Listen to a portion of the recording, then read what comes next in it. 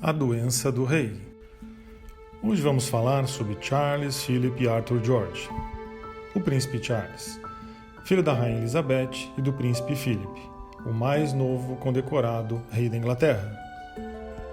Recentemente circularam na mídia algumas fotos onde o rei Charles aparece com os dedos da mão muito inchados, popularmente conhecido como dedos de salsicha. Mas qual será a enfermidade que aflige o monarca? Olá, tudo bem? Sou Kleber Ferraz, coach terapeuta, também graduando em psicologia. Hoje nós vamos abordar um assunto que eu gosto muito, me chama muito a atenção e que eu estudo há muito tempo. São as influências das nossas percepções, as nossas emoções, os nossos sentimentos no nosso organismo. Primeiramente, a tríade entre o estímulo, a sensação, a emoção e o impacto no nosso corpo. Né? Coisas que provavelmente estimulem a alteração de comportamentos, a mudança das nossas dinâmicas e até alterações fisiológicas que possibilitem o desenvolvimento de algumas doenças. Né? Ou seja, eu estou falando da psicossomática. Mas para isso, precisamos tomar como exemplo, né, eu vou tomar como exemplo, uma pessoa muito importante que apareceu recentemente na mídia aparentemente com uma doença em suas mãos, o príncipe Charles, eu estou falando dele, onde seus dedos pareciam muito inchados, né, os famosos dedos de salsicha. Mas para que essa correlação faça sentido e fique melhor para que vocês entendam, nós precisamos traçar um perfil histórico, né, de todos os eventos marcantes que aconteceram na vida do príncipe Charles. Basicamente, um resumo de vida. Então, eu fiz um pequeno vídeo onde eu mostro para vocês alguns aspectos importantes que me chamaram muita atenção na vida do príncipe, o atual rei. Mas, antes, eu peço a colaboração de todos vocês para que se inscrevam no canal, para que ativem o sininho, para que dê um like, comentem o vídeo, para que o nosso canal aumente o engajamento, para que ele cresça e para que esse vídeo e esse conhecimento possa chegar a mais pessoas. Mas, sem mais demoras, vamos para o vídeo. Eu vejo vocês depois. Um abraço, tchau, tchau. Quem é o príncipe? Mesmo com o grande impacto da Segunda Guerra ocorrida na Europa, o seu fim foi recebido com grande alívio pelo povo britânico, e é nesse clima que as grandes massas populares foram às ruas comemorar. Nesse contexto pós-guerra, que no dia 14 de novembro de 1948, às 21 horas e 14 minutos no Palácio de Buckingham, a ainda não coroada Rainha Elizabeth II dá à luz a seu primeiro filho, o futuro herdeiro ao trono, Charles Philip Arthur George, batizado pelo arcebispo da Cantuária, Geoffrey Fisher, em 15 de dezembro, utilizando águas tiradas do Rio Jordão. Segundo os relatos, aparentemente do seu próprio pai, o Duque Philip, que alega que o príncipe Charles, futuro rei, era muito tímido, sensível e inseguro, totalmente diferente da sua irmã mais nova. Assim, a melhor maneira para que ele pudesse enfrentar o futuro seria tomar ações para endurecê-lo. Dessa diferença de personalidade de um pai severo e uma mãe extremamente ocupada nos afazeres reais, resulta-se uma maior aproximação do príncipe com seu tio-avô e sua avó Elizabeth Bowes-Lyon, rainha-mãe. O pequeno príncipe Charles iniciou seus estudos no Palácio de Buckingham, em 1956, onde estudou na Hill House School de Londres. Em 1958, ingressou como interno na Chin School, Hampshire, incentivado por seu pai na tentativa de torná-lo mais forte e preparado para o futuro. Esse foi um dos primeiros rompimentos com o afeto e cuidados da família real. Enquanto estudava em Chin, Charles recebeu da rainha o título de Príncipe de Gales e Conde de Chester. Em 1962, iniciou seu primeiro período na Gordonstoun, em Eugene, na Escócia, onde seu pai estudou também. A educação lá era muito severa, submetiam-se a duros esportes muito cedo ao relento, com chuva, com sol ou com neve. O príncipe Charles foi submetido inúmeras vezes a agressões físicas e psicológicas por parte de internos mais velhos e companheiros de quarto. Isso se tornou uma grande marca psicológica em sua trajetória escolar. Charles realizou um intercâmbio em 1966 na Geelong Grammar School, em Melbourne, na Austrália. Ingressou em 1967 na Trinity College de Cambridge, onde estudou arqueologia, antropologia e história, concluindo a sua graduação em 1971. Passou um semestre na University College em Gales, onde aprendeu o galês, e entre 1971 e 1976 frequentou a Escola Naval em Dartmouth. O príncipe Charles possui interesses em jardinagem, arquitetura, pintura e artes, e até em terapias alternativas. Possui também várias instituições que apoiam a arte, a música e o teatro. No esporte, é um grande entusiasta do polo e do futebol. Ou seja, o príncipe possui grandes habilidades e uma imensa sensibilidade.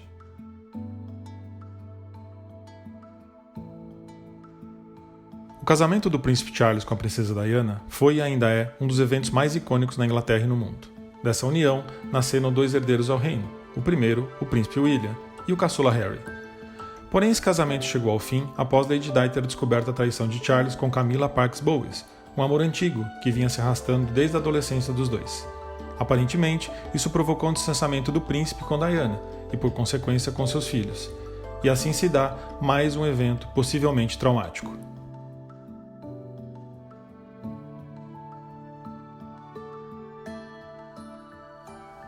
O tempo passou.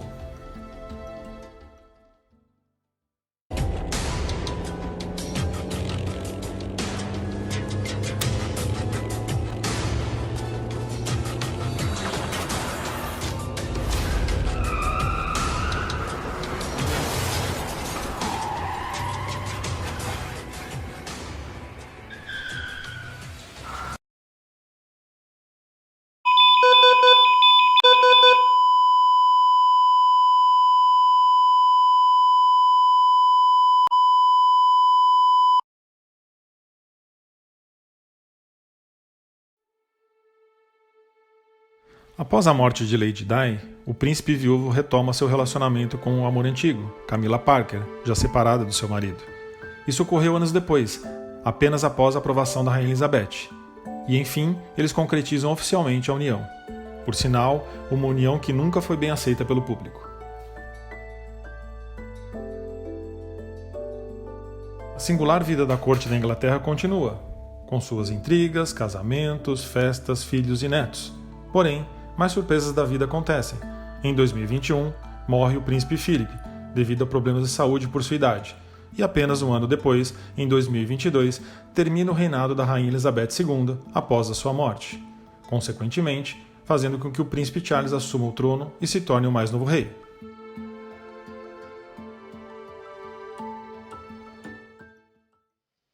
Olá, tudo bem? Voltamos aqui. Espero que tenham gostado do vídeo. Agora nós vamos falar especificamente sobre a doença do príncipe Charles, com um olhar sobre o alinhamento biosistêmico e a psicossomática.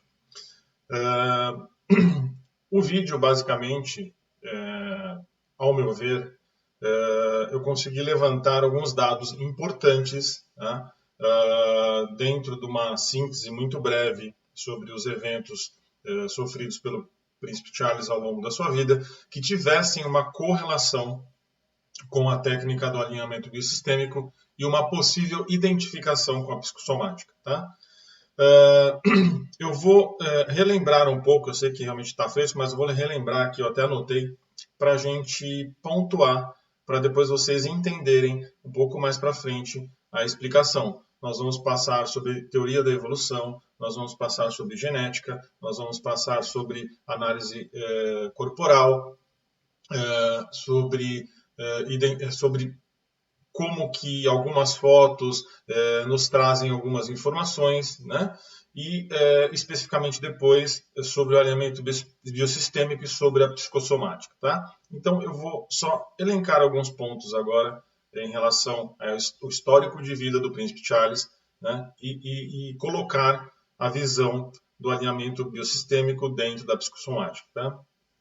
O primeiro evento que é bem marcante, que é logo quando criança, né, é a questão da mãe, né, da Rainha Elizabeth, ela possuir uma grande responsabilidade, vários afazeres dentro do palácio.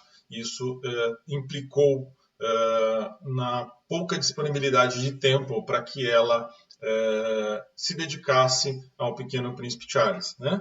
Então, dentro desse contexto, né, no alinhamento biosistêmico e uma visão da psicossomática, a gente está falando de um conflito, de um trauma de contato e separação e, consequentemente, de desvalorização.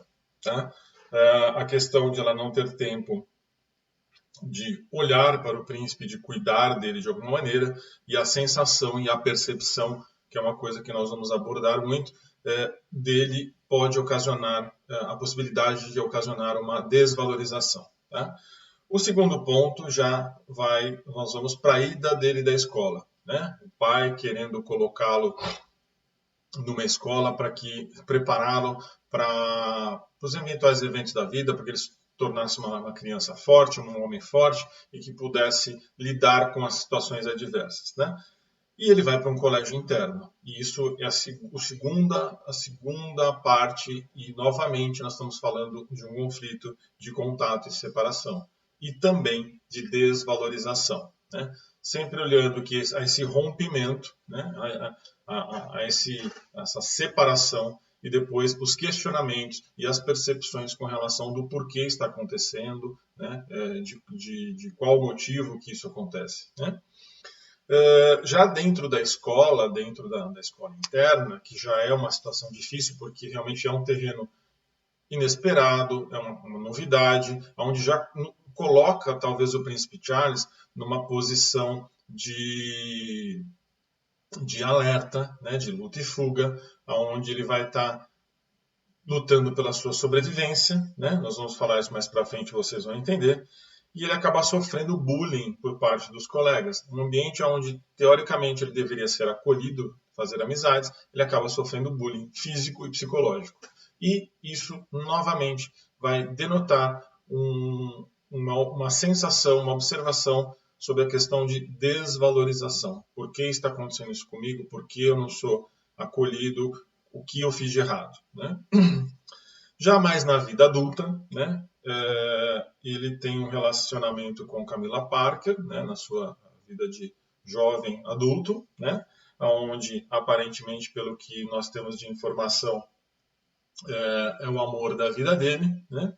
Porém, de acordo com as exigências, né, dos protocolos, né, da corte, né, a Camila Parker ela não se enquadra num perfil de uma futura esposa, companheira, ou um relacionamento que pudesse ser enquadrado dentro dos moldes da monarquia, né, dentro dos parâmetros escolhidos. Então, há esse rompimento, ela casa depois com outra pessoa e eles se separam. Então, de novo, nós temos o conflito de contato e separação, né, e essa percepção é muito evidente. Né?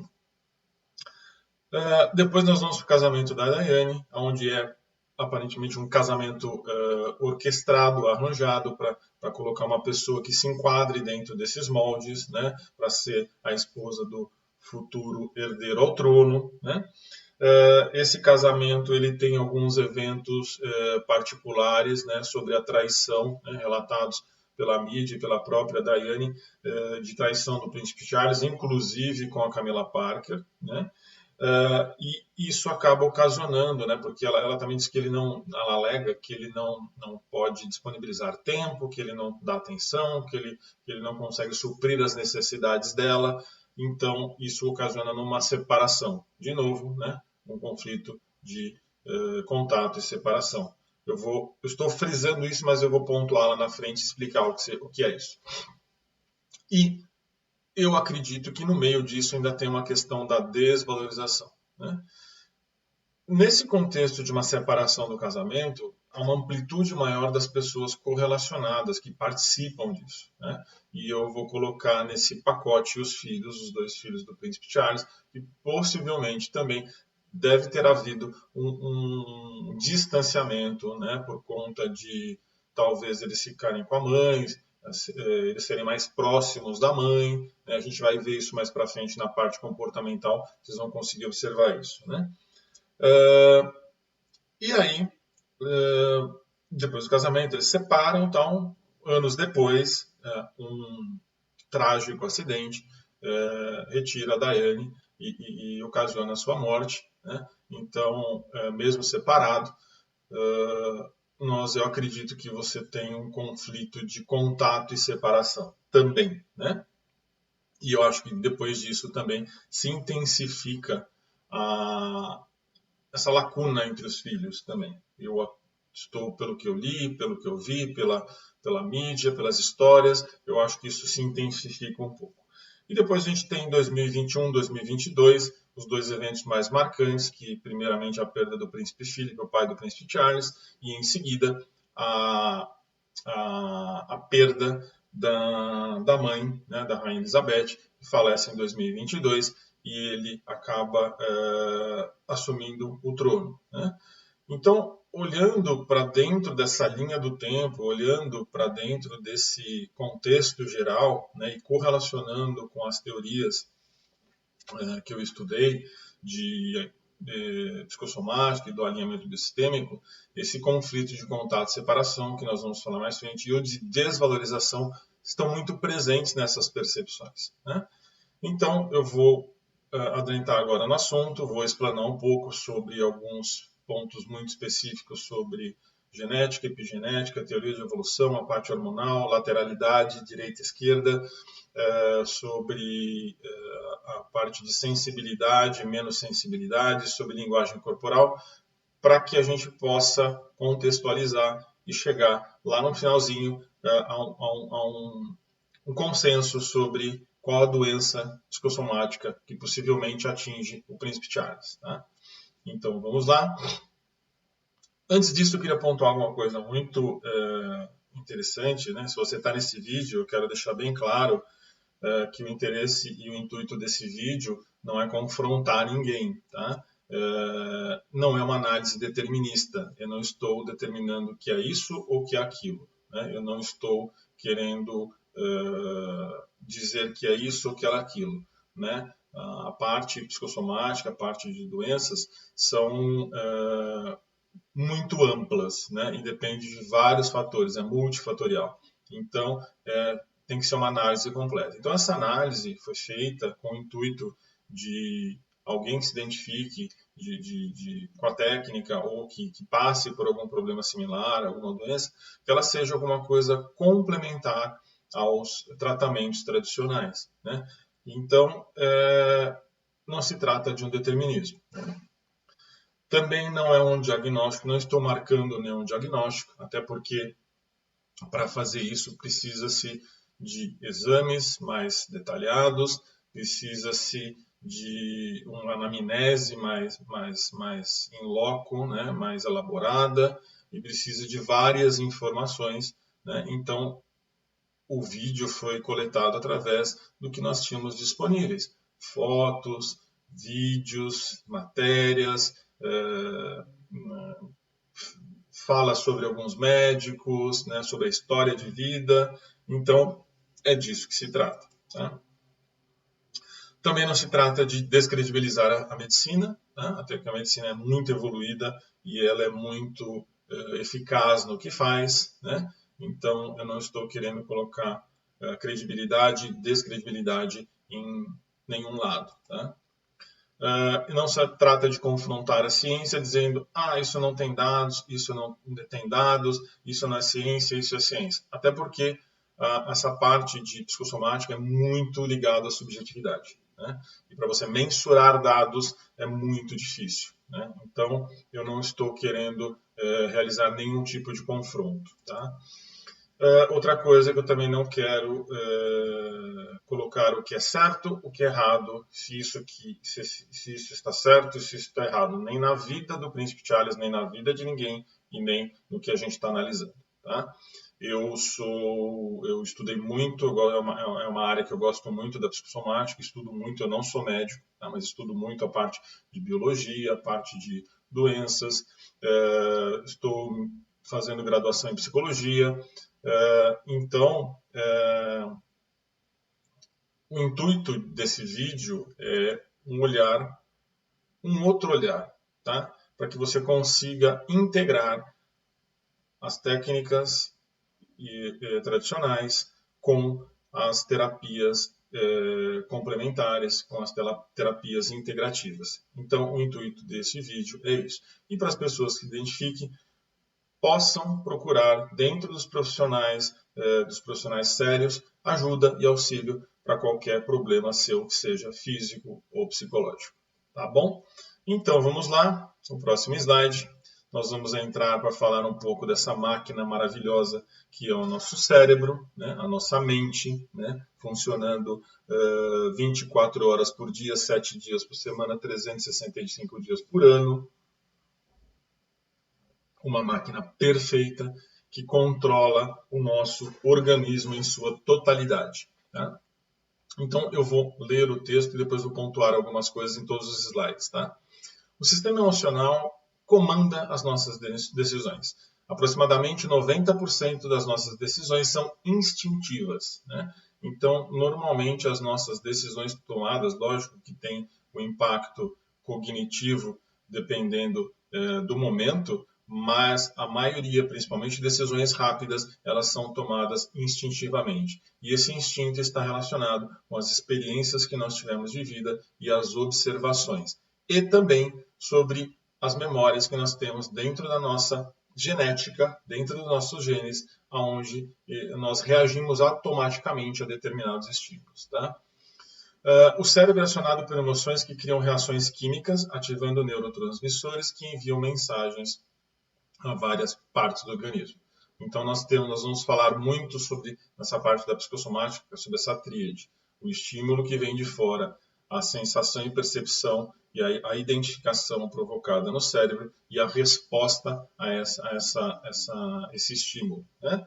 Então, nós vamos trabalhar muito dessa maneira. Né? E para isso, nós temos os 5 sentidos. Né? A visão, o olfato, o tato, a audição e a gustação. Tá? Esses 5 sentidos, né, que é através da pele, do ouvido, dos olhos, do paladar, né, do toque, nós identificamos todos esses estímulos, nós recebemos esses estímulos no meio exterior, transformado em estímulos elétricos enviados para o cérebro. Esse cérebro interpreta, ele correlaciona, ele busca na memória eventos similares, e aí ele gera esses estímulos elétricos também, que ocasionam descargas hormonais também. Né? Ele aciona glândulas para que haja uma resposta, né, fisiológica com relação a esses estímulos. Né? E então nós trabalhamos normalmente numa dinâmica entre o ambiente age em nós agimos no ambiente e isso torna um ciclo. Tá? A nossa mente normalmente trabalha de 3 maneiras: poupando energia, nos protegendo e através de padronizações. Tá? Poupando energia por quê? O nosso organismo, existem funções, né, que exigem alguma energia do nosso organismo, principalmente as funções vitais. Né? Então, o nosso organismo vai sempre trabalhar com a premissa do mínimo esforço. Por quê? Ele precisa manter essa máquina funcionando perfeitamente e já existe uma exigência de energia básica dentro dele. Então, quando ele recebe essas informações, ele analisa, ele observa e identifica, prioriza essas ações, esses comportamentos, para depois tomar as decisões. E ele vai sempre estar olhando para a economia de energia. O que eu posso poupar para realizar essa determinada tarefa. Tá? Outra coisa que o nosso organismo não está habituado a trabalhar com dor. Né? Tanto dores físicas quanto emocionais. Né? A dor física e emocional mostra que o nosso organismo há alguma coisa de errado. Ele vai reagir isso para colocar no equilíbrio. Né? E aí, para isso, ele trabalha nos protegendo.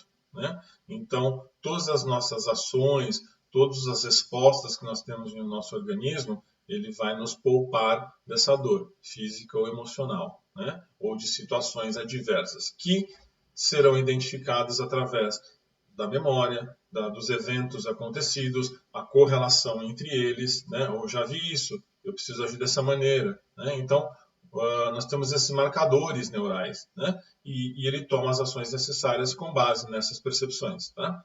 E também através de padronizações, que é o que eu acabei de falar. Essa identificação, esse histórico que nós armazenamos nas nossas experiências de vida, tá?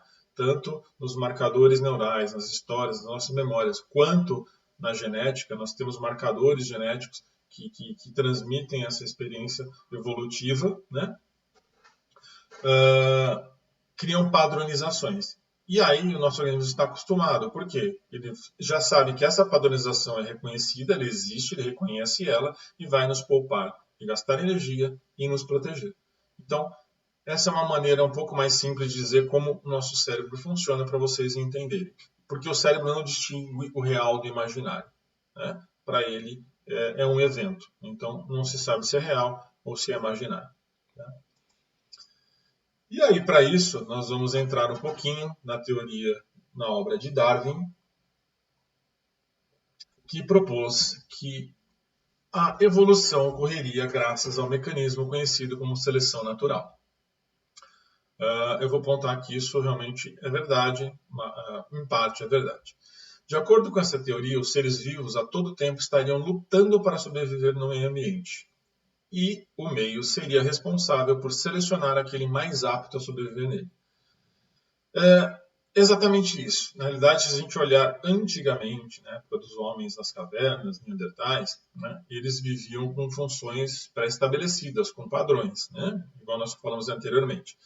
Ele precisava caçar para comer, ele precisava ter um lugar para se proteger, uma caverna para se proteger de predadores, né, para se proteger da chuva, ele precisava de uma relação social, né, e também da procriação. Né? Então, ele estava lutando sempre para a sobrevivência, e todo dia era uma coisa nova, e ele vivia só o presente. Isso foi criando, dentro do processo evolutivo, esses marcadores genéticos. Né? Então, de acordo com a evolução, alguns foram mantidos e outros foram eliminados. O que, na evolução, o que não serve mais é eliminado. Né?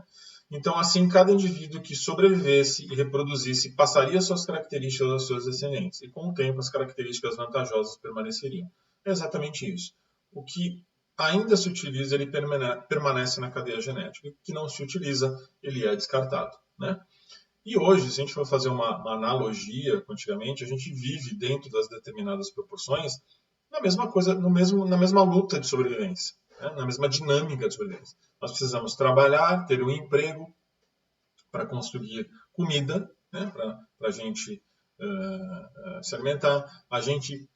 Nós precisamos ter condições de ter um teto que vai nos abrigar, nos dar segurança, nos abrigar de chuva, de sol, vai nos proteger.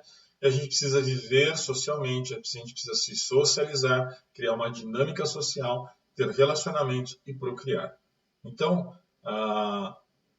logicamente, dentro das determinadas proporções, né, a dinâmica é a mesma de lá do homem das cavernas. Né? E dentro da evolução, de acordo com mecanismos, com ferramentas que a gente vai se utilizando, né, alguns genes evolutivos são descartados e outros se mantêm. Tá? E aí nós vamos falar um pouquinho sobre comportamento masculino e feminino. Tá? Primeiramente, eu quero deixar claro que eu não estou falando de sexualidade ou de preferência sexual. Estou tratando biologicamente do sexo masculino e do sexo feminino e não vou ampliar esse leque, porque no momento não se trata de uma discussão sobre isso. É uma discussão basicamente sobre biologia. Né? Um estudo realizado no Proceedings of the National Academy of Sciences revela que homens e mulheres possuem comportamentos diferentes, se tratando de neuroquímica, a química cerebral. O aprofundamento desse estudo deseja comprovar que a serotonina promove agressividade no comportamento feminino e a arginina vasopressina a inibição do mesmo. Eu não vou entrar, eu vou explicar depois o que é cada um deles, mas não vou entrar, aprofundar muito, porque não é uma aula teórica de faculdade de medicina, né? É uma coisa mais abrangente só para vocês entenderem. Já no comportamento masculino é exatamente o contrário. Né? A agressividade diminui, né, com a serotonina e a arginina vasopressina aumenta a agressividade no homem. Então, trabalha-se inversamente. Por aí a gente já consegue perceber que neuroquimicamente o cérebro masculino difere do cérebro feminino. Tá? Mais para frente nós vamos falar sobre lateralidade. Tá? Mesmo tendo homens e mulheres, a gente tem homens mais sensíveis, mulheres mais sensíveis, homens mais agressivos e mulheres mais agressivas, né? Mulheres mais, como vou dizer, mais impetuosas, homens mais impetuosos, homens mais acolhedores e mulheres mais acolhedores, mesmo dentro dessa divisão neuroquímica. Tá? E aí nós vamos pontuar lá para frente para entender um pouquinho. Né? Nós realmente temos essa diferença de sexo, mas temos também outras diferenças que nos colocam, de acordo com situações, comportamentos e hormônios, numa situação diferenciada também. Tá? Sobre o comportamento masculino, me aprofundando um pouco mais aqui, a serotonina é um neurotransmissor presente no cérebro, no sistema digestivo e nas plaquetas sanguíneas. Tá? A atuação da substância é responsável por coordenar diversos quesitos, incluindo humor, apetite ou frequência cardíaca. Tá? Então, a serotonina é um neurotransmissor, está presente dentro desses sistemas, né, do digestivo, do cerebral. Né? No cerebral ele controla o humor, no digestivo ele controla a fome, o apetite, e nas plaquetas sanguíneas ele controla a frequência cardíaca. Né? A arginina, vasopressina, a função é causar a vasoconstrição, embora em determinados órgãos ela possa promover a vasodilatação seletiva. Apresenta também um papel vasoconstritor, estando envolvido com a regulação da pressão arterial em resposta a hemorragias. Então, basicamente, ela trabalha como regulador da pressão sanguínea, vasoconstrição, né, e vasodilatação, de acordo com o contexto. Isso está muito presente dentro do nosso sistema de luta e fuga, né? Quando a gente está trabalhando no sistema simpático e no sistema parasimpático. Né? Então, quando nós estamos em repouso ou quando nós estamos em busca de alguma coisa. E isso tem a ver com o nosso processo evolutivo e com as premissas que nós falamos antes, né, sobre a questão de sobrevivência. Nós estamos a todo tempo buscando sobreviver. Em determinadas situações com mais estresse e menos estresse. E aí que é a diferença. O que esses hormônios vão fazer em momentos de estresse, em determinados contextos, no nosso organismo. Nós vamos ter diferenças entre homens e mulheres com relação à percepção, interpretação e resposta desses comportamentos. Tá? Então, partindo desse princípio, nós vamos falar um pouquinho sobre genética. Tá? Não vou me aprofundar muito, mas para que vocês possam entender e depois correlacionar com o Príncipe Charles e as informações que nós trouxemos anteriormente. Tá? A genética é a parte da biologia que estuda hereditariedade, ou seja, a forma como as características são repassadas de geração para geração. Então, a gente sabe que dentro dos genes nós carregamos informações sobre cor de olho, sobre tipo de cabelo, cor de pele, tá? As informações básicas, tá? E também algumas informações que foram, como nós falamos anteriormente, adaptadas dentro do processo evolutivo. Nós carregamos essas informações. Tá? E aí nós temos a epigenética, que é o campo de pesquisa que investiga como os estímulos externos ambientais podem ativar esses determinados genes e silenciar outros. Então, o que acontece? Toda influência externa ela vai no gene e vai como se fosse uma chavinha. Ela vai ativar ou não ativar aquele determinado gene para o desenvolvimento de uma doença, para o desenvolvimento de uma potencialidade, por um desenvolvimento de um diferencial, um pequeno detalhe. Né? Então,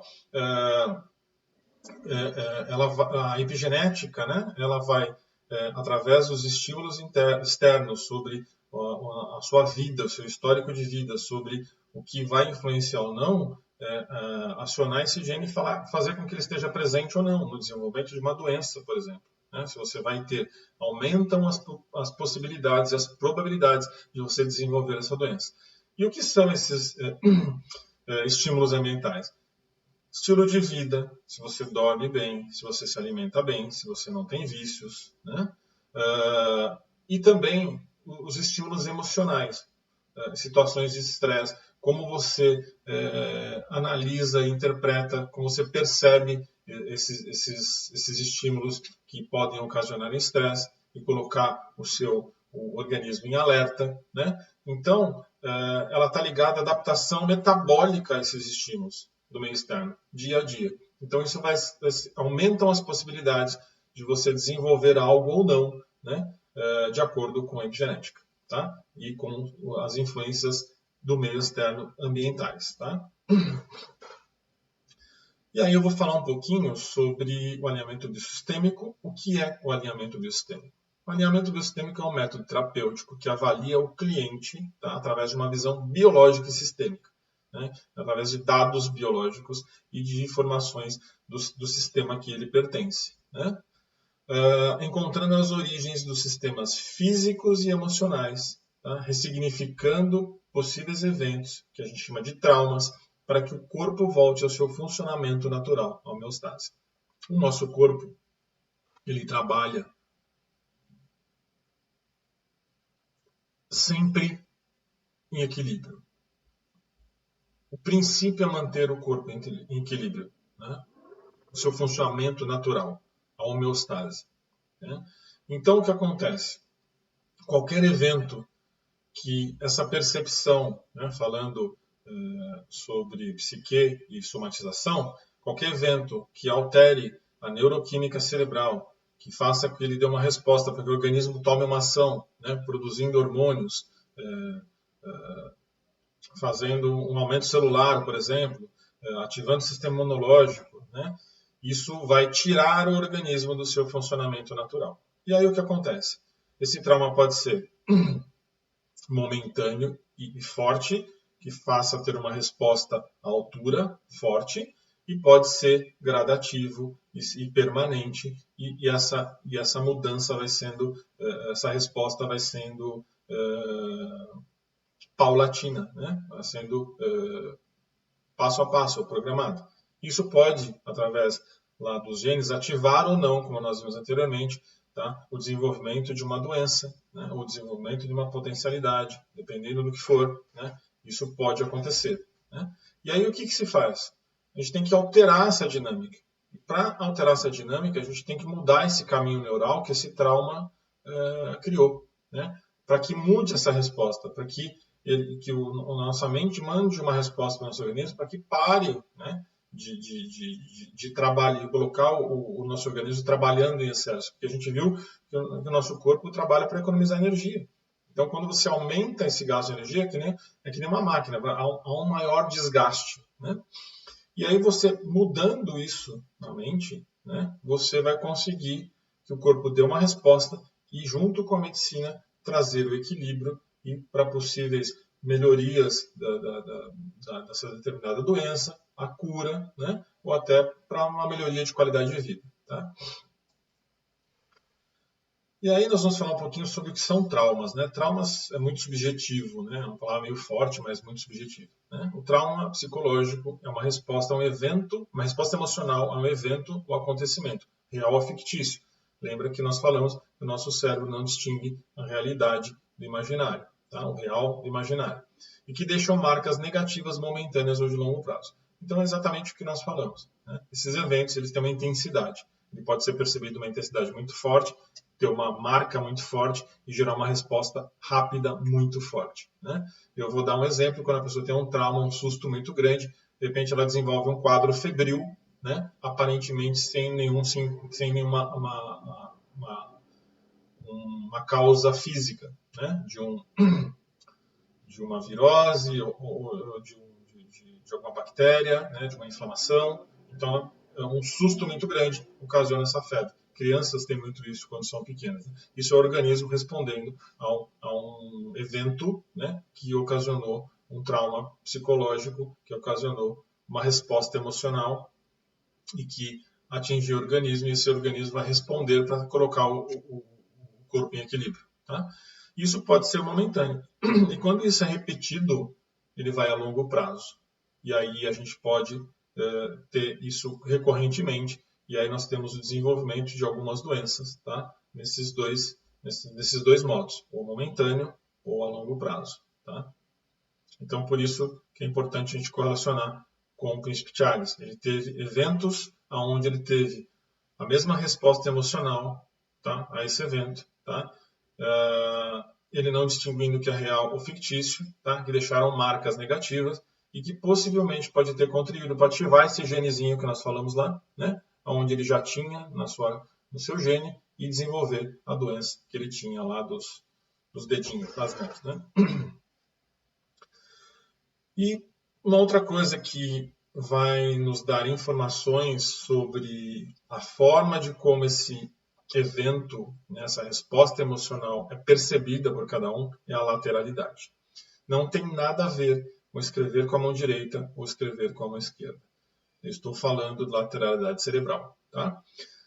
O que é? A natureza encontrou uma forma de equilibrar a sobrevivência e por isso há uma diferença perceptível entre destros e canhotos.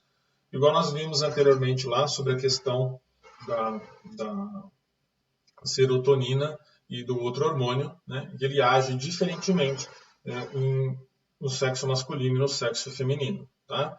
Então, é disso que nós estamos falando. Né? E diante dessas situações, nós reagimos de uma maneira mais masculina e de uma maneira mais feminina. Novamente, não estou falando de preferência sexual ou de sexualidade. Estou falando biologicamente de masculino e feminino. E aí eu vou dar um exemplo, o que acontece? Que nós vamos lá voltar na teoria da evolução do Darwin, né? Onde lá, naquela época, os homens, o que acontece? Eles tinham determinadas funções dentro da tribo, e as mulheres também, né? E aí essas funções estão determinadas a certas características, estão ligadas a certas características, e as mulheres também. Tá? E nós vamos ver isso aqui mais um pouquinho para frente agora, né? Para vocês entenderem um pouquinho melhor. Tá? Então, o que acontece? Dentro da lateralidade, a gente tem lado direito do cérebro e lado esquerdo do cérebro. A gente já tem estudos sobre a questão do lado mais racional e do lado mais emocional. Tá? Lembrando que nós trabalhamos de maneira cruzada. Né? Aí, dentro do alinhamento bissistêmico, a gente trabalha com lado direito, lado esquerdo. Homens e mulheres destros, homens e mulheres canhotas. Tá? Isso existe um teste, que é um teste de palma, onde eu vou falar daqui a pouco, para que a gente identifique isso. Tá? E com as informações de como a pessoa age. Tá? Isso tem várias influências. Né? Tem as influências de sensação, de percepção, de hormônios e etc. Tá? Então, quando a gente fala do lado direito do cérebro, nós temos mulheres canhotas e homens destros. Tá? Aonde tem mais testosterona, voz mais alta, maior objetividade, gestos mais incisivos. Vamos voltar lá no homem Neandertal. O homem Neandertal tinha uma função naquela época. Né? Ele tinha que caçar, defender a tribo, né? de predadores e estar sempre em alerta. Então, ele teria que ter mais força para caçar, né? Porque ele lutava contra animais grandes, né? Teria mais testosterona, ele tinha que ter mais energia para correr, né? Ele tinha que ter uma voz mais incisiva, mais da caixa torácica. Por quê? Ele tinha que estar dentro de uma caça avisando o cara que estava longe que o predador tinha, então, estava vindo para pegar o cara. Então ele tinha que avisar. Dentro de uma defesa, ele tinha que ter um vozeirão para que impactasse a voz mais alta, a posição mais ereta, a altura também, a condição física, ele tinha que ser mais estruturado. Por quê? Se viesse um inimigo, ele tinha uma aparência mais ameaçadora, uma voz mais imponente. Né? Mais objetividade para caça, para pesca, para conseguir focar, para conseguir localizar, para conseguir pegar, caçar. E gestos mais incisivos, mais rápidos. Por quê? Teria que pegar a presa, pegar o peixe, se defender de um predador, se defender do inimigo. Então, isso são funções correlacionadas com o mundo masculino, com a testosterona. E isso vem passando de geração em geração dentro dos nossos genes, conforme nós vimos anteriormente. Já do lado esquerdo, a gente tem a mulher destra e o homem canhoto, onde, teoricamente, teriam mais estrogênio. Uma voz mais baixa, mais acolhedora, mais calma e gesto mais delicado. Por quê? A função da mulher naquela época era tomar conta da tribo, dos afazeres culinários, da limpeza, da manutenção do local onde eles se protegiam, de cuidar dos filhos, de cuidar dos animais de estimação. Então ela teria que ter, de conseguir ver a amplitude da tribo, ter uma visão mais aberta, né? Porque ela estaria tomando conta dos filhos, dos animais, limpando, multitarefas. Né? Uma função muito difícil. E essas duas funções, tanto masculinas quanto femininas, elas são correlatas. Elas são complementares. Né? Uma depende da outra e vice-versa. Tá? E os gestos mais delicados, porque ela vai estar lidando com coisas delicadas como culinária, como tecer uma roupa, como tecer um objeto, como cuidar dos filhos. Então, ela teria que ter essa maior delicadeza. Então, essa diferença ainda permanece. Tá? E essa diferença nós temos nos homens e nas mulheres. Nós também tínhamos mulheres que caçavam e tinham homens que ajudavam no cuidar da tribo. Também tinha isso naquela época. Então, essas informações foram passadas geneticamente. Tá? E aí agora eu vou falar um pouquinho sobre a questão do teste, tá? Explicar para vocês e mostrar que o Príncipe Charles aqui batendo palma no evento para vocês entenderem que ele é um homem canhoto e ele é um pouco mais sensível para justificar toda essa sensibilidade e o porquê ele foi atingido da maneira que foi atingido, como a interpretação dele em relação aos eventos tem correlação com essa lateralidade, tá? Então, o teste basicamente é o seguinte: quando nós batemos palmas, a mão que executa a ação, tá? No caso eu sou destro, né? E assim, tenho uma voz imponente, falo alto, eu tenho gestos mais decisivos, estou sempre me movimentando, sou mais focado, mais objetivo. Então, eu já sei que eu sou um homem destro. A mão que bate palma, né? Se está em cima, é aquela que executa a ação. Se for à direita, no caso dos homens e das mulheres, são destras. E se for ao contrário com a esquerda, você pode até estar com essa mão em cima, mas se você fizer isso, tem gente que bate palma assim, né? Retinho. Tá vendo? A mão que está executando a ação é a esquerda. Eu sou um homem e uma mulher canhota, tá? Então eu vou mostrar para vocês, eu quero que vocês prestem atenção nele batendo palma, tá? Wonderful. Vocês observarem, tá vendo? A mão que bate palma é a direita. Vocês observarem a mão, mesmo a mão esquerda, a mão direita, desculpa, estando a mais alta, a mão que bate palma é a esquerda. É que nós estamos invertido aqui, né? Observem para vocês verem. Wonderful. Tá vendo? A mão que bate é a mão esquerda. Então, isso nos dá a informação de que o príncipe Charles é um homem canhoto. E aí nós vamos começar a falar sobre algumas curiosidades que também vão nos dar informações porque o príncipe Charles é um homem canhoto. Ele é mais preocupado mais sensível, mais preocupado com a sensibilidade, mais acolhedor, mais, no lado bom da palavra, mais delicado, né? Ele é bacharel em artes pelo Trinity College em Cambridge. Tá? Não que quem é destro ou uma pessoa masculina não pode ter isso. Como eu falei, não é um determinismo, mas são informações que nos auxiliam a essa identificação. Tá? Então, ele gosta de artes. Uma pessoa que gosta de artes tem que ter maior sensibilidade. Ele fundou a Prince's Trust, um órgão que administra várias instituições de caridade. Então, ele é preocupado em ajudar o próximo, preocupado em cuidar das pessoas. Lembra lá? Cuidar da tribo, dos filhos, dos animais. Né? Publicou um livro chamado A Vision of Britain, falando de prédios e arquitetura. Arquitetura também. Você precisa ter uma maior sensibilidade, um olhar diferenciado, né?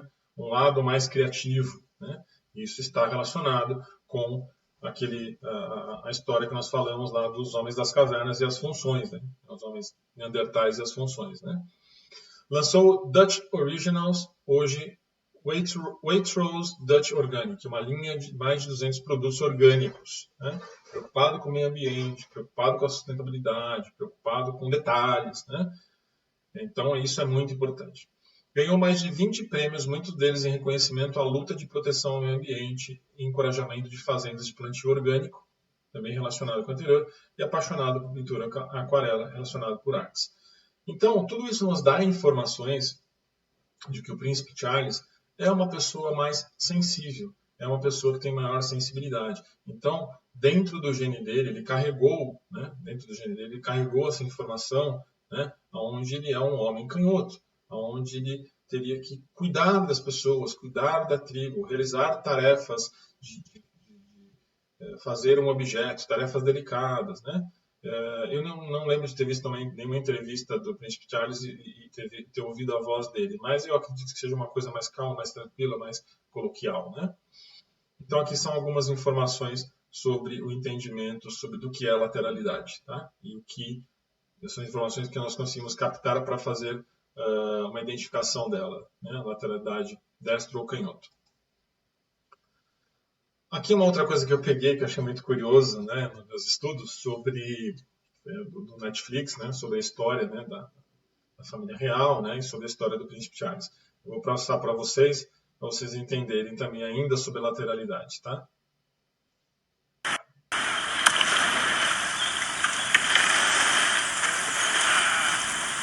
Já notou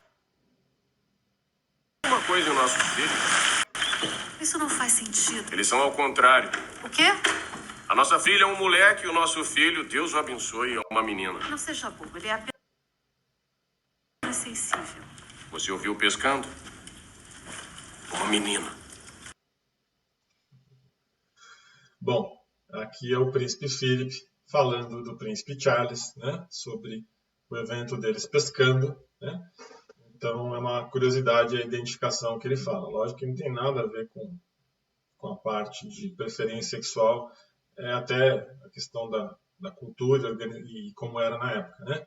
Mas você vê que até o próprio pai e a mãe percebem essa sensibilidade, né? O que denota e nos dá informações que ele possivelmente seria um homem canhoto, né? Mais sensível, né? E aí vai ter toda uma correlação com a questão dos eventos e do desenvolvimento dessa doença, tá? Uma outra coisa que eu achei muito importante é falar um pouco sobre a linguagem corporal, tá? E dos relacionamentos dele, familiares e com pessoas, tá? O que acontece? A gente vê, aparentemente, que o Príncipe Charles, tá? Isso tem muito a ver com a questão que eu falei anteriormente da desvalorização. Aparentemente, olhando pelas fotos, a gente tem algumas informações que nós conseguimos captar, onde parece que o Príncipe Charles não está inserido naquilo. Ele está completamente deslocado, parece que ele não faz parte daquele ambiente, né? Essa é uma foto onde ele está presente atrás, aparentemente feliz, mas ele está atrás, né? Mas sempre, todas as fotos que eu consegui olhar, ele está sempre com o olhar desfocado, sempre fora da situação. Parece que não faz parte daquele sistema, tá?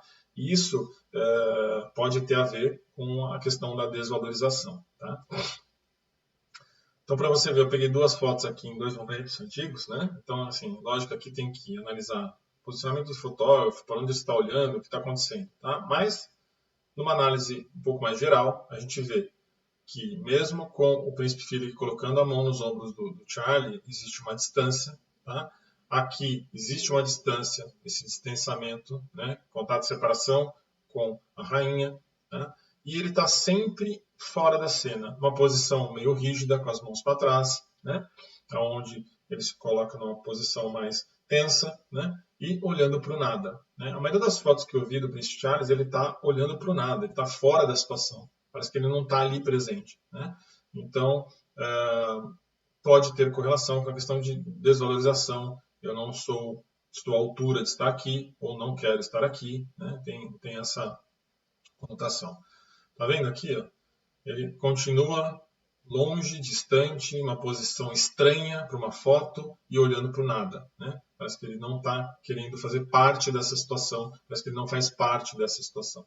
Então, são informações que a gente analisando foto, eu analisei várias fotos e só escolhi algumas, mas é sempre a mesma dinâmica, sempre a mesma postura, sempre o mesmo olhar perdido, sempre distante, sempre deslocado, né?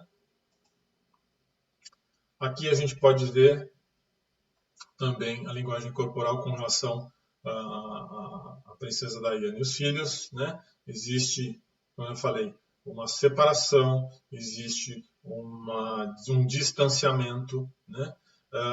Se você olhar a posição dos pés, ele está com a cabeça para cá, mas os pés estão querendo sair, parece que ele não quer estar presente nessa cena, por exemplo, ele quer sair fora.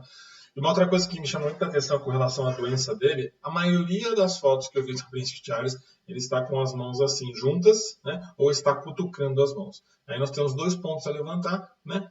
Que ele tem um gesto apaziguador, né? De tocar as mãos, né? Então, uma situação tensa, ele está sempre tocando as mãos, e a agressividade, que normalmente ele está cutucando o cantinho de unha, pele e tal. Então a gente tem esse ponto que eu achei muito interessante e muito específico e que levantou um alerta em relação à doença que nós vamos falar, né?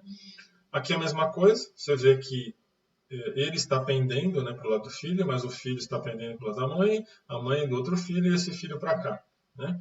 Então, assim, existe uma separação. E, para variar, olhando para o vago, né? Olhando para o nada, né? E que a gente vê que mesmo com a revista ele está tentando unir as mãos, né? Então, a posição clássica dele. Então, a gente vê que é uma foto realmente com uma relação muito estranha, né? O marido não está junto com os filhos, aqui não sei se provavelmente estariam separados, mas assim, é uma dinâmica muito esquisita, né? Parece que ele não está presente, não é detentor detentor não, mas como eu vou dizer, ele merecedor de estar nessa situação. Parece que ele está sempre em fuga, né?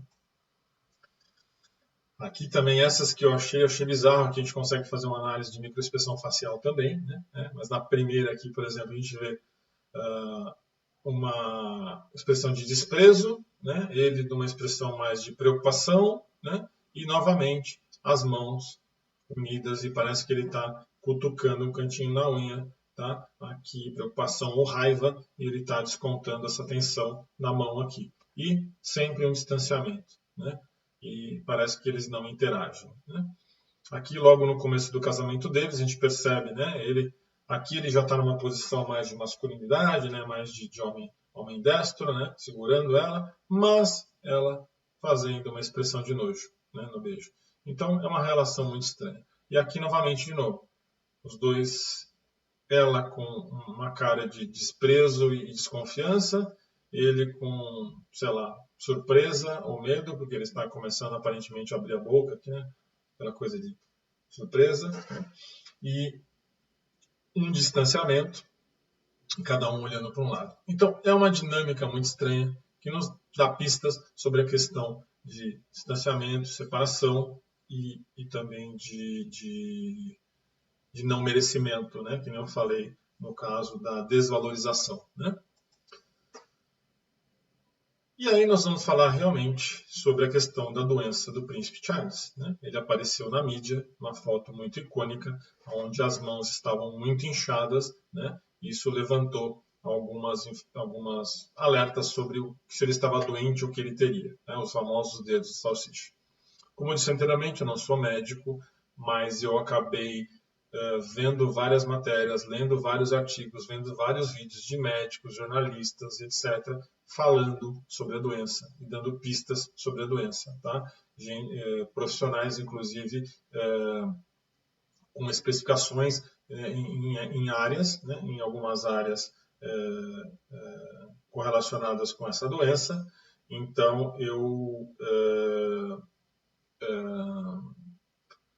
estudei bastante antes de fazer o vídeo, tá? E dentre todas as opções tem um vídeo de um médico especificamente no YouTube que tudo que eu estudei, tudo que eu vi, né, com base nas minhas teorias, corrobora para essa doença que ele falou e é a mesma doença que eu acredito que há possibilidades de ser, tá? Então eu vou traçar uma linha do tempo para a gente dar uma analisada na mão do príncipe Charles, tá? Aqui, ele novinho, tá? A gente consegue ver aqui, ó, tá vendo? A mão dele, tá? A mão dele está aqui, mas a gente consegue ver. Ele tem o dedo um pouco mais gordinho mesmo, ele já tem o dedo um pouco mais nessa pegada, mas consegue ver todos os nozinhos, né? Todas as reentrâncias da mão, não tem aparência inchada nem inflamada, né? Aí a gente tem uma outra foto aqui, mesma coisa, tá? A gente pode olhar aqui, a mãozinha dele é gordinha mesmo, os dedos aparentemente normal, as unhas estão normais, né? Você consegue ver que parece uma mão saudável sem problema algum, tá? Isso já é um pouco mais velho, um pouco mais para frente, com a Daiane um pouco mais velha também, tá? Aqui já tem um pouquinho eles mais para frente, mais velho, com os primeiros filhos, né? Aqui a gente tem as duas mãos dele também, aparente normal. Aqui ele parece que inclusive ele está mais magrinho, então a mão também está normal, né? Não tem nada de inchaço, de inflamação, algum problema de pele, né? Está tranquilo. Aí a gente vai para a próxima, já no enterro da princesa Diana, né, no velório. Né. Aqui a gente consegue ver que já tem um certo inchaço. Tá? Mesmo olhando para a mão aqui, a gente consegue ver que está um pouquinho inchado. O dedo dele é gordinho mesmo, mas já está um pouquinho inchado. Tá? Isso aqui possivelmente denota algum gatilho que começou o desenvolvimento e o aparecimento desses sintomas aqui. Tá?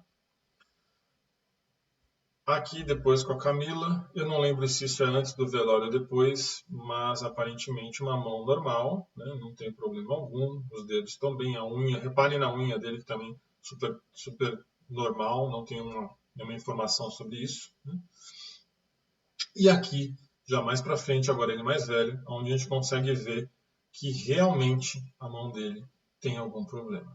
Está muito inchada. A gente consegue ver um brilho aqui de um aspecto inflamatório, sabe quando você aperta e fica branquinho, né? A circulação não chega. As unhas a gente consegue ver que estão um pouco mais deterioradas, tem algum problema na cartilagem das unhas. Né? Então a gente aqui começa a verificar que já há um desenvolvimento de algum processo inflamatório. Né?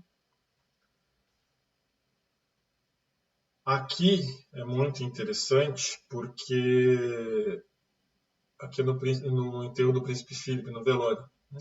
A gente vê um inchaço na mão e a gente já começa a ver a mudança de coloração. Né? A gente já vê que tem alguma coisa atingindo o tecido da pele, né? O tecido da derme. Então já tem uma alteração mais arroxeada, aqui já tem um brilho, aqui aparentemente de um processo inflamatório. Tá? Aqui também nós vamos conseguir ver, tá? Isso aqui é no palácio, um pouquinho depois, ele está com a mão inchada menos do que estava na outra, mas você vê que tem um brilho na mão, então que a pele está esticada, já tem um brilho na pele, né? Acúmulo de líquido, processo inflamatório. Tá? E aí, o que nos dizem os possíveis sintomas, né? Através dessa análise das mãos? Eles não vão nos dar informações onde nós vamos cruzar essas informações com a lateralidade do príncipe, com a história de vida que ele tem, com tudo que ele passou, correlacionar essas informações e traçar um possível diagnóstico sobre que doença seria, né? Que pode, doença psicossomática emocional, que pode ter desencadeado, né, a ativação desse gene para o desenvolvimento dessa doença. Tá? Então, o que acontece? Dentro desses vídeos que eu li, das matérias dos médicos que eu vi, né, houve alguns questionamentos, alguns levantamentos. Ah, mas ele bebe demais, ele pode ter uma doença hepática, né, que dá inchaço nas mãos, nos pés, né? Ele está sempre com a face vermelha, então ele pode ter alguma doença hepática, né, que está desencadeando isso, por causa da bebida. Mas daí nós vamos de novo na questão do fenótipo, né? Na questão de que a bebida é um fator externo que ativou esse gene. Mas a maioria dos médicos que eu vi falando e comentando, alguma alteração no sistema digestivo e hepático, você vai ter alterações no abdômen, né? Um abdômen mais alto, mais inchado, né? Você tem coloração da pele modificada, né? Os olhos mais amarelos, etc. Né? Então, ele meio que descarta essa possibilidade. Tá? Ah, mas ele deve estar com problema de rim, ele deve...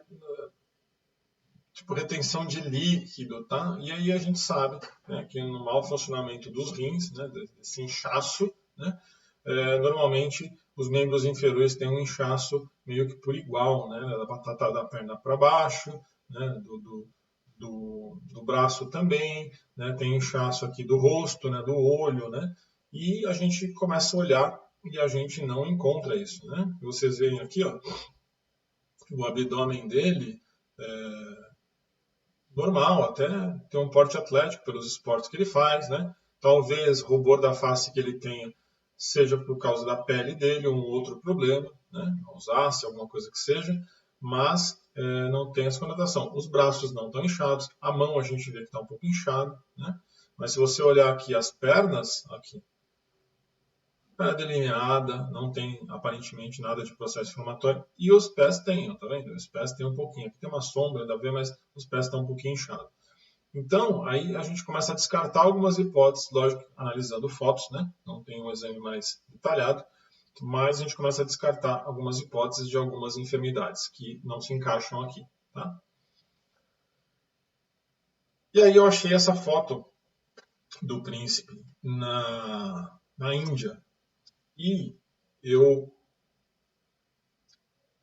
aqui dá para ver bem, entendeu? A questão dos inchaços, das unhas, né? Do acometimento da pele das mãos, da pele dos pés, né?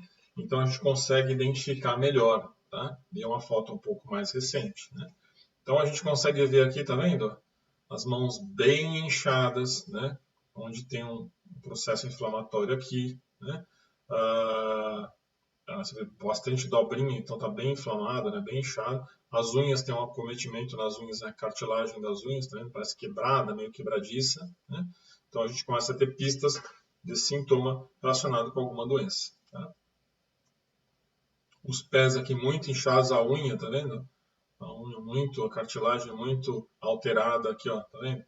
Você vê que tem um processo inflamatório, o dedinho tem uma dobra aqui, né? Então ele já é um pouco gordinho os pés, mas aqui nos mostra, nos traz algumas informações sobre isso, tá?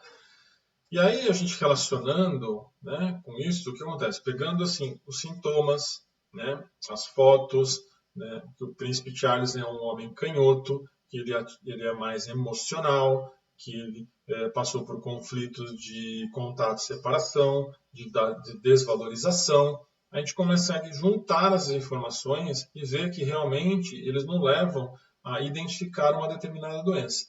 E que doença é essa? Então eu vou falar para vocês, dentro da nossa análise, de tudo que eu estudei, de tudo que eu avaliei, que doença é essa? Né? É a artrite psoriática inflamatória. Então, na realidade, é meio que uma junção, tá? Eu vou falar meio que de uma maneira mais simplificada, do que a psoríase juntamente com a artrite. Né? Então, uma artrite psoriática inflamatória. E realmente eu vi um médico que chegou nessa conclusão, e por tudo que eu vi, por tudo que eu analisei,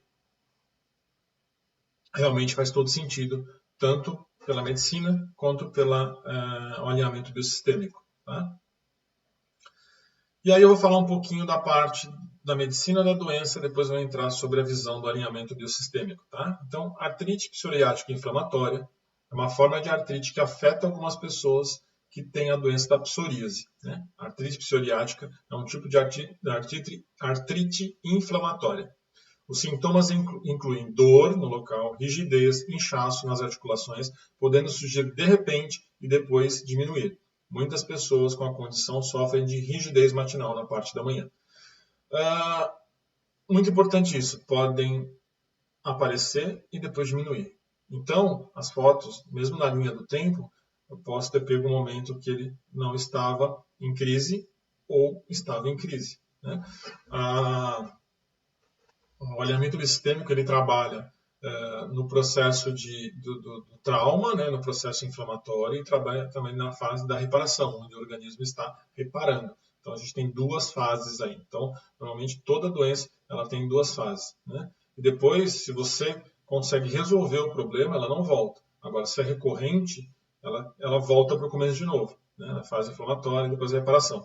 Então, por isso que os eventos recorrentes, que é o caso do príncipe Charles, vão alongando essa doença, né? Fazendo a manutenção dela, disparando esse gene, e aí, de acordo com os gatilhos, ela começa a aparecer com mais intensidade, menos intensidade. O tratamento pode incluir medicação para reduzir a inflamação, injeções de esteroides ou cirurgia de substituição articular. Eu não sei bem o que é isso, mas deve ser substituição da articulação para você conseguir fazer o movimento. E é bem parecido a mão, né? Tá vendo? Parece um salsichinha, né? Os dedos de salsicha, e tem um acometimento da cartilagem, né? Então, a artrite, né? A descrição do processo da artrite, né? E aí nós temos a psoríase. Né? A psoríase é uma doença na qual as células da pele se acumulam e formam escamas e manchas secas que causam coceira.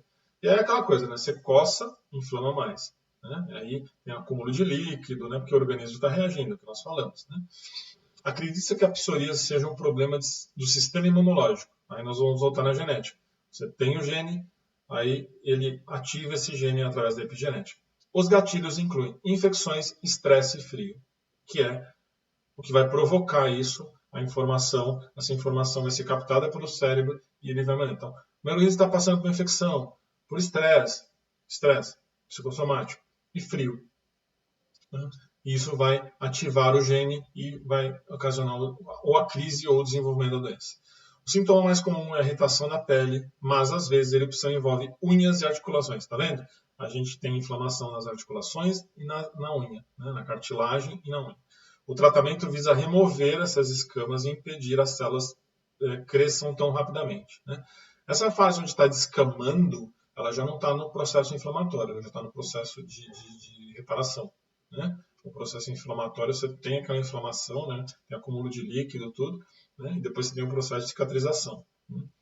Então, quais são as pomadas, terapia de luz, medicamentos podem oferecer alívio. Então, você vê como uma coisa tópica, né? Podem oferecer alívio. Né? E aí, falando um pouco mais da artrite, né? A artrite é caracterizada por um processo inflamatório que pode atingir uma ou mais articulações do corpo humano, como aquelas que formam as mãos, joelhos e cotovelos. E aí, assim, ele tem uma artrite localizada, pelo que a gente viu nos pés e nas mãos. Então, não atinge os joelhos nem os cotovelos. Tá? Uma das causas mais comuns na maioria das pessoas é o desgaste nas articulações. Então, seria por movimentos, né, contínuos e o desgaste por algum tipo de doença. Né?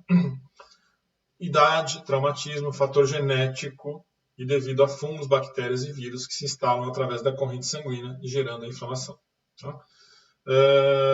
A dor da artrite reumatoide é acompanhada de limitação de movimentos e chamada rigidez matinal. Eu nunca vi nenhum vídeo dele que talvez impedisse, mas consequentemente com inchado você não consegue fechar muito a mão. Né?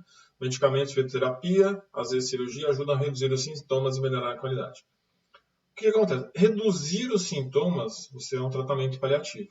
Né? Aí nós vamos para a questão de trazer um novo significado para esse trauma, seja de estresse emocional, de fundo emocional, trazer esse significado, mudar essa percepção, para que juntamente com os medicamentos ela tenha uma associação e tenha possível cura. Você simplesmente tratar os sintomas, não, possivelmente, talvez não te leve à cura. Né? Então, é o que eu falo na união da medicina com a psicossomática, com técnicas de terapias integrativas. Tá? E aí, qual que é a visão da psicossomática e do alinhamento biosistêmico, da psoríase? A psoríase, como eu falei, nosso maior órgão do corpo humano é a pele. Né? A pele é o órgão onde a gente tem contato com as pessoas, onde tem contato com o mundo externo, é o primeiro contato com isso. Né? Abraço, toque, beijo. Então, a gente chama de um conflito de separação. Conflito de contato e separação. A percepção emocional é como se tivessem arrancado alguém ou alguma coisa da própria pele. Né? Pais, filhos, parceiros, projetos de trabalho com grande importância simbólica. Então vamos falar sobre o Príncipe Charles, sobre o histórico dele. Como nós vimos anteriormente, todos os eventos que aconteceram na vida dele têm uma separação. Separação na infância da mãe, separação na adolescência, separação da Camila, depois a separação da princesa Diana, depois a morte dela, conflito possivelmente não com a separação, mas com a diminuição do contato com os filhos, né? Depois a morte do pai, depois a morte da mãe. Então tudo isso nos dá algumas informações sobre esse conflito de contato e separação. Tá? Como o Príncipe Charles aparentemente é um homem canhoto, ele tem uma percepção diferenciada de um homem destro, onde pais, filhos, parceiros são de maior importância. Tá? No caso do homem destro, nós colocamos projetos de vida, trabalho com maior importância simbólica.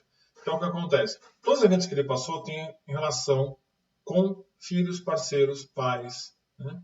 E até possivelmente, tá, se a gente colocar a questão de trabalho, com ele ser rei, mas a priori com pais e filhos. Então, a interpretação dele foi essa. Né? Ele teve eventos traumáticos de contato e separação, de conflitos de contato e separação, onde você toca com a mão, onde você pega, né? De direcionamento, né? De sustentação, que são os pés, né? Onde ele tem essa mesma doença de direção, né? Então, isso no DAIS diz que é sintoma, e com todo o histórico dele, com a questão de ser uma pessoa canhota, auxiliou na ativação desse gene e do desenvolvimento da doença, da psoríase. E aí nós vamos à visão da psicossomática. Qual a visão da psicossomática do alinhamento biosistêmico da artrite? A artrite surge na fase de cura, de um conflito de autodesvalorização, onde a pessoa se defronta com situações onde há uma percepção emocional de incapacidade, desmerecimento e de impotência. Depois eu vou entrar na parte de baixo. Vamos fazer a correlação aqui. Então, artrite é a questão de você segurar, né, de você mover ossos, sustentação, ser, né, estrutura. Né, os ossos são as estruturas. Né? Então, a gente pode fazer essa correlação, né, principalmente mãos e pés, né, onde pegar, onde segurar, o que é meu, né, onde eu posso tocar, nos pés, estrutura. Né, os pés nos dão equilíbrio, né, nos dão a sustentação, né, junto com pernas e joelho, mas com a sustentação, nos dão a direção, os pés caminham. Então, dentro dessa análise simbólica, né, a gente vê vários momentos do Príncipe Charles a questão da autodesvalorização. Né? Esse contato, separação que ele sofreu constantemente fez ele se questionar se ele estava errado, se ele que era o erro. Né? Então, isso consequentemente, repetidamente, né, ele entrou num conflito constante. Né? Mesmo estando nessa fase de cura, de resolução, a gente chama de conflito de desvalorização, né, onde ele está se questionando sobre isso, tentando reagir sobre ser merecedor disso, né?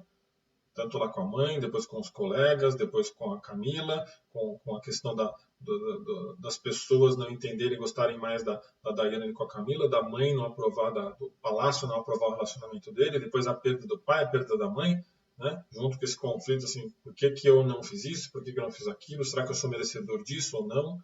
Então isso é um conflito que fica na mente.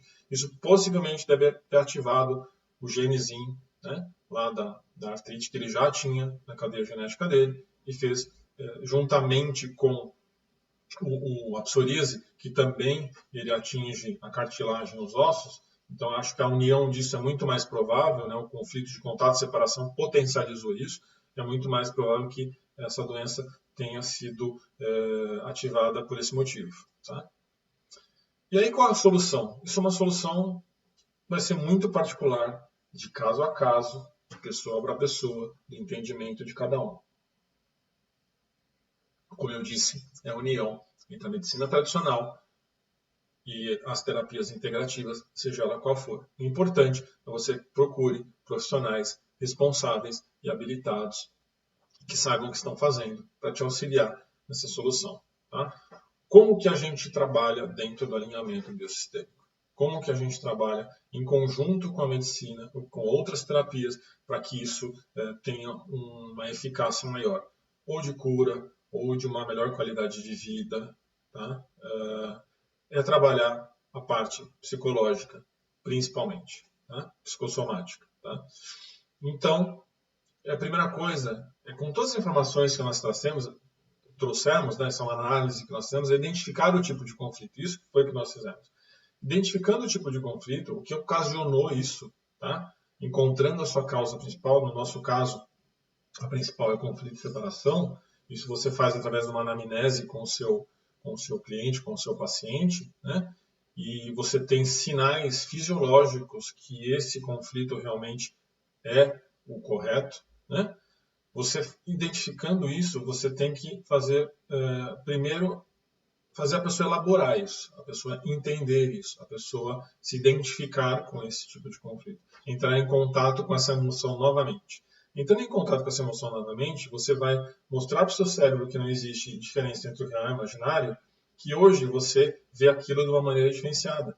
Que hoje, por exemplo, você não é mais a criança que perdeu o contato da mãe, que sua mãe tinha os motivos. E aí o que você faz? Você ressignifica através de técnicas, são várias técnicas que possui. Né? E aí você traz um novo significado, você cria um outro caminho neural, você contribui um outro entendimento para que o teu cérebro interprete aquilo de uma outra maneira e pare de estimular teu organismo como se você tivesse em desequilíbrio, né? Ativando o seu sistema de luta e fuga. Então,